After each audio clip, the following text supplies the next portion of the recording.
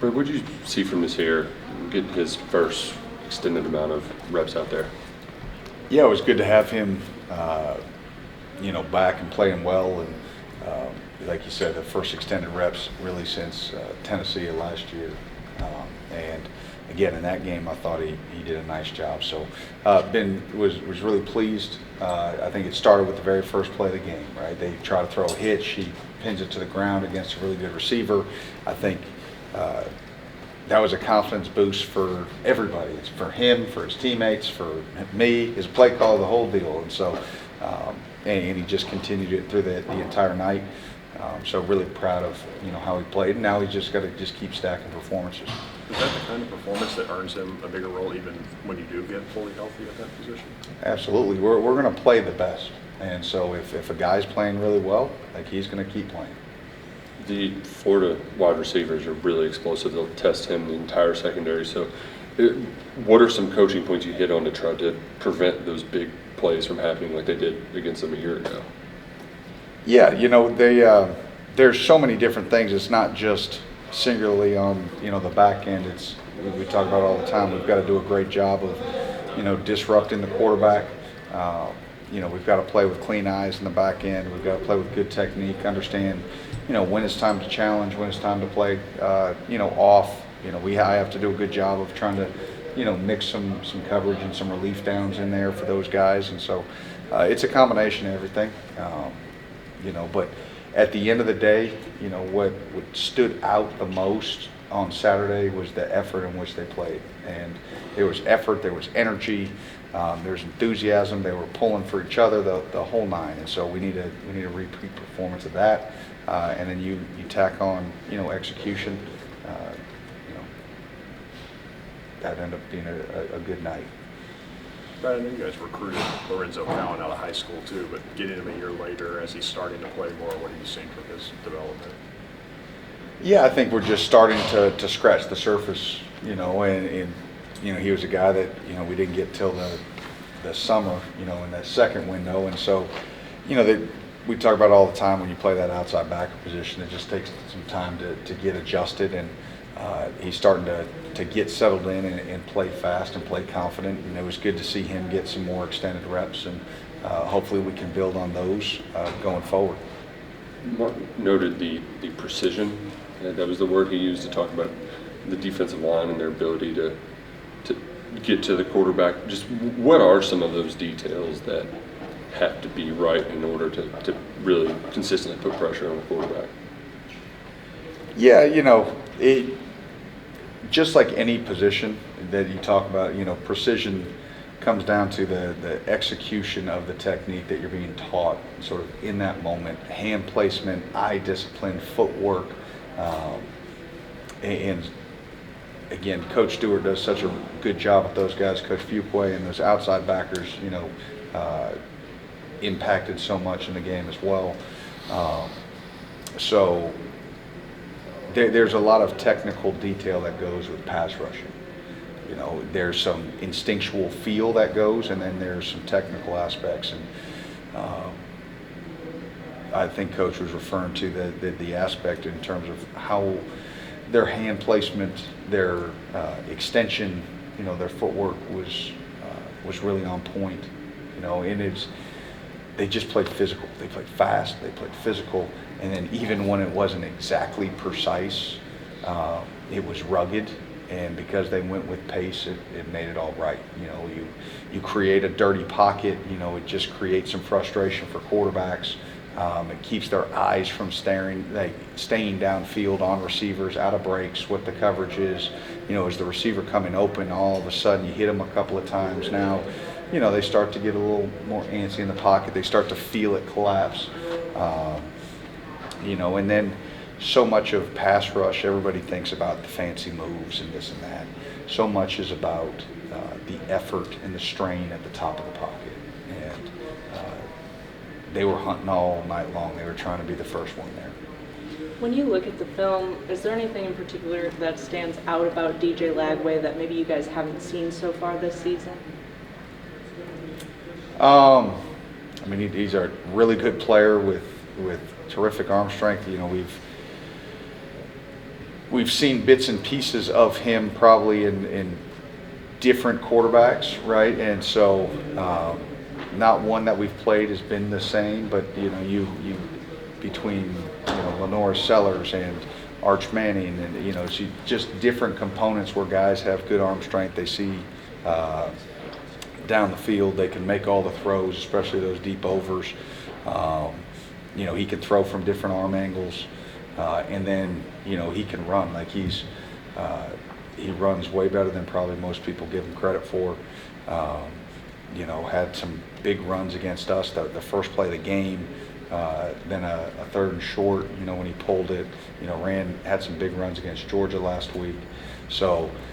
No, he's the complete package in terms of what he can do damage-wise. Obviously, it starts with his arm and his ability to push the ball downfield, and the fact that he can throw from multiple arm angles. That if a pocket does get dirty, he can still find a way to get the ball pushed. Brad, speaking of that, obviously last year you only had 7 completions in that game, but finished with well over 200 yards. Is that something you burn that film, or do you show that to your guys to say, hey, we can't let something like this happen again? I mean, no, you can't burn that film like that.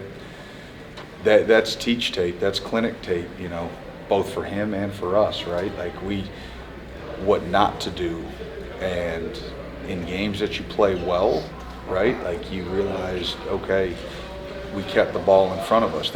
We minimized those big plays. In games that we haven't played well, just like 2 weeks ago, we did not keep the ball in front of us. And so no, we have to learn.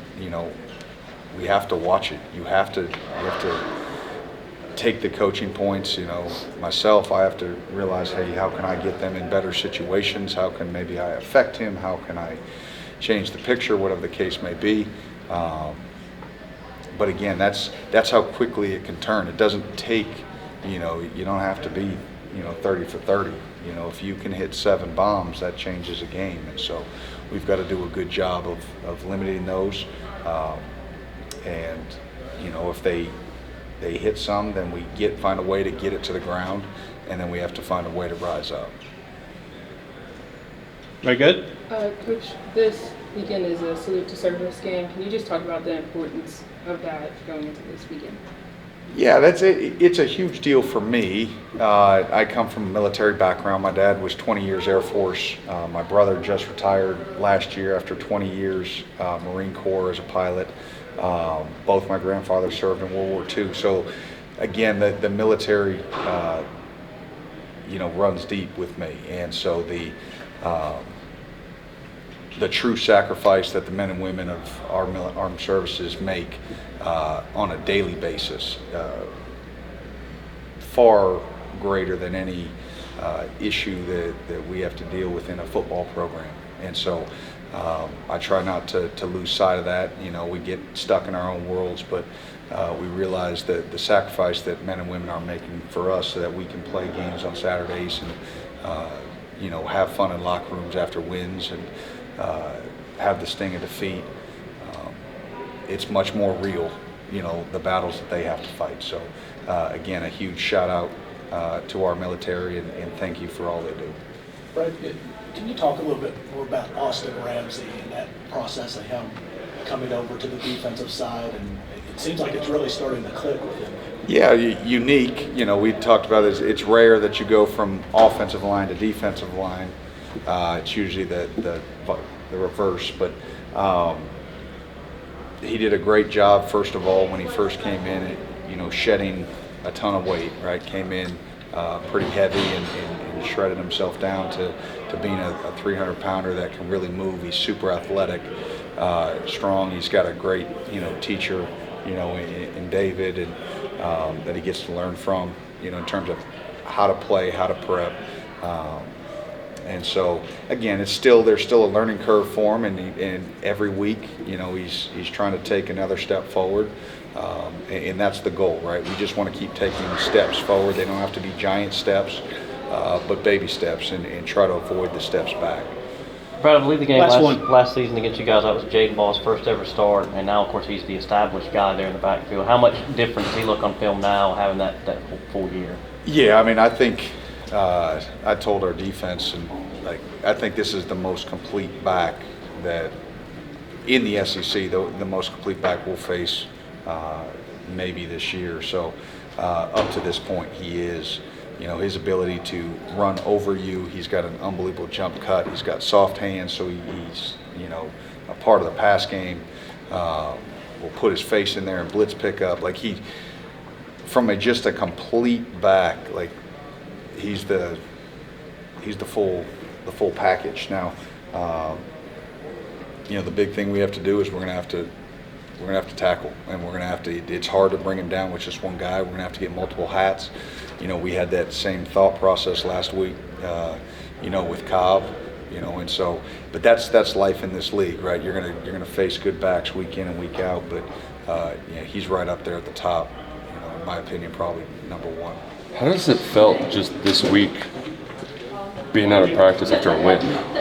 Well, first I would like to say I'm very proud of all the boys, because even though like the season hasn't gone as we wanted to, I'm just proud that like no one quit, and like it really showed last week. We came together as a team. So this week has been great. Like I'm not gonna lie, like this week practicing has been the more like static. Like it's just been great practicing with everybody, and just the energy has just really been there. So it's fair to say that you can it's feel some momentum building off of. Yeah, it's definitely a lot better than like the past few weeks. So I'm glad. What do you think was really working well for y'all in your group in the trenches? I would say week in, week out, trench-wise, we've been really just great.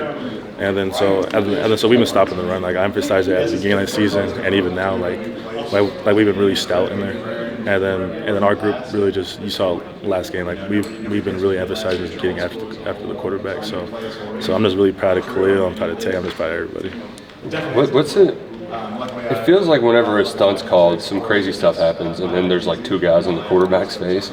So like, how excited do you get when one of those twists or stunts gets called? Yeah. So when you have guys like Olds and Souls who you don't know what they're gonna do, like basically you just really out there, you're like, I wonder what's gonna happen, and then a lot of times it ends up being a sack. And I'm just like, this is the best thing ever. Yeah, it's hard. It's hard. You mentioned stopping the run. Mm-hmm. Coach Stoops has said it. Coach Weiss has said it now that Ball is the best running back y'all face. So what are you seeing from him? What do y'all got to do to slow him down? Well, I think like there's a lot of great backs, but it really starts with like O-line, and I think they have a good center, Slaughter, and also a good tackle, and so again everything starts in the trenches, because like I believe that a back can't make what he's doing. It all really just starts up front. So we really had to get after those guys. What would it mean just to come back here and get one of those big SEC wins at home? Oh, like it'd be great for like the fans and just for everything, like as like a team and just like morale and just everything, just bring it home. Is it possible for a punter to get in the zone? In the zone? Yeah. Were you in the zone on Saturday? Yeah, I had a day that I felt happy with, but I think that what I did on Saturday is something I want to be able to do every week. You know, I don't think we get in the zone mentally for sure. I think I try to get in the zone every game, but I think in the zone's a good word to put it. You feel like it's a good kick, but you're not quite sure. When do you know? All right, I got him pinned back. I would say it's quite similar to golf in the sense that you know when it comes off your foot right, you know when it comes off your foot right. So there are times when, you know, if you're back in that situation, that mid zone where it comes off your foot too good, and you're like, okay, let's hope that it doesn't hit a touchback here. But yeah, I felt really confident in the game against Auburn. I knew we needed to fire on all pistons and special teams, offense and defense, and so I played my part, and I think our guys stepped up, and my snapper and the kicker, we all did our part on Saturday. It's almost like you got to go up there and check and see if the ball's in the hole a few times. Right, exactly. Yeah, it felt good. Yeah, it definitely felt good to pin them on the two. Are you a good golfer? I'm all right. I've in the past I was better than I am now. It obviously takes a lot of practice, and I think I want to be a good golfer one day when I get the time. I think we all do. Yeah. When did you realize, like, okay, this is going to be one of those games where, like, we have to win, we got to win the field position battle? Yeah, I think obviously every game that's something we strive to do, but this game was a defensive-heavy game, and being able to pin them inside the 25 defense, we know our defense is a top top defense. Our offense was firing, but Auburn doesn't allow many points this year, so we knew that this was a game that we had to win on defense and especially on special teams. So being able to pin them all 6 kicks inside the 20 was obviously a huge win for us. And as a unit, my punt team and my punt unit, the gunners and the tackles and the ends, they're all making a huge impact for me, and it helps a lot. It looked like Cowie's kick could have been good from, I don't know, it was just perfect right down the middle, like top of the goalpost. Yeah. Who can kick a football farther? I mean, with a field goal, obviously Cowie and the punt, I would say me. We both have a big leg on kickoff. He shows it too. I think he's going to be doing it in the future. So who could just kick a ball? Like I say, all right, whoever kicks the ball further gets $100. Who's I'm going to say me, and he's going to say him. But he's an amazing guy, and he's going to have a big year this year for us, and obviously in the future, he's a very talented individual. Do you get nervous for him at all? As a teammate, and I look at him as a younger brother now. Like, I don't get nervous because I know he's going to make it. But like an older brother, like I feel like, when I see him kick, I get nervous for him. But I know that he's not nervous at all, so which is good, Thank you. Yeah. I don't think we're really talking about it much, but it's in the back of our heads. I think our first goal is just to take it one week at a time, one day at a time, and just focus on where our feet are at. How satisfying was it when it seems like some weeks the offense was playing really well, maybe the defense wasn't, and then like vice versa? You guys both had a good game Saturday, and it came out really good. It felt really good, and you could see it. You could see the emotion on all the guys' faces. I feel like that was our best game we've ever played, and you could see we all came together on all levels. Special teams, defense, offense, and people were happy, smiling. Coach Stoops even said himself, he said he was about to cry a little bit, but it felt really good to see that. How were you able to keep that together and focus coming from, say, 2 weeks ago? Right. Everyone was disappointed. Right, absolutely. I think the first thing was not getting down on ourselves, just knowing that it's going to happen, but knowing what we did wrong and being able to take that and be like, okay, here's what we're going to do to fix it. That was the first step, not just it sucked. Nobody wants to lose. But knowing what we did wrong and then fixing it, that was the first step. And not getting down on ourselves about it, that was the first step to getting back to this victory. Your position is just, it felt like one guy gets injured, another guy gets healthy, another guy gets injured. Yeah. So you finally get healthy, and then you get your number called to play extended snaps. What was just going through your mind leading into that big opportunity? To be honest, I'm gonna be 100% honest. I even watched my high school tape to give me the confidence, because I called my coaches from back home, just let them know what the situation. And the first thing my coach said was just remember what you're here for a reason. You're one of those guys that they trust and to get the job done. So I went to go watch my high school tape. I'm like, I'm that dude. But just gaining that confidence, just because Auburn's offense isn't a good offense. Easy offense to go against. I think the biggest thing was gaining my confidence, getting those nerves out. The first couple plays always just a nerve-wracking plays, but just breathing and understanding what's going to happen or different changes, and knowing what Coach White wants to get done within the defense. So I think just slow down, just getting the job done. Coach White said that first tackle kind of really set the tone. Did you feel like, okay, all right, I can do this now? I went into the game knowing I could do it, but even that tackle just set it off even more. Just knowing that. He would that the receiver was a really good receiver, and to get him down to the ground was really good. I think it definitely was a tone setter to what we experienced later on. Anybody else for Josh before I let him go? Get out of here, Josh. Do you consider yourself a patient person? Because in this age of college football, you've been extremely patient to wait for your opportunity. Yes, I absolutely. I think in the SEC it's not easy, especially learning the playbooks, learning just football, being a smart player. I know I have all the physicals. It's just understanding the game, just knowing the game, and I feel like I'm at an all-time high right now, just knowing what's going to happen before it happens, and anticipating routes, anticipating what the quarterback wants to get done. What's the key to sort of limiting explosive plays this weekend? Like I said, just knowing what's going to happen, formation rec. Coach Collins he's huge on just anticipating plays, just knowing being smart, being an athlete, just knowing what's going to happen before it happens. Even if they have different shifts or motions, just adjusting to it and playing ball from there. What kind of challenge does DJ Lagway present? we know for sure that their offense is really explosive. So this week we're definitely trying to limit the explosives and keep everything in front of us. Yeah, like I said, knowing what's going to happen before it happens, depending on the formation. Appreciate it, man. No problem. Thank you. Thank you.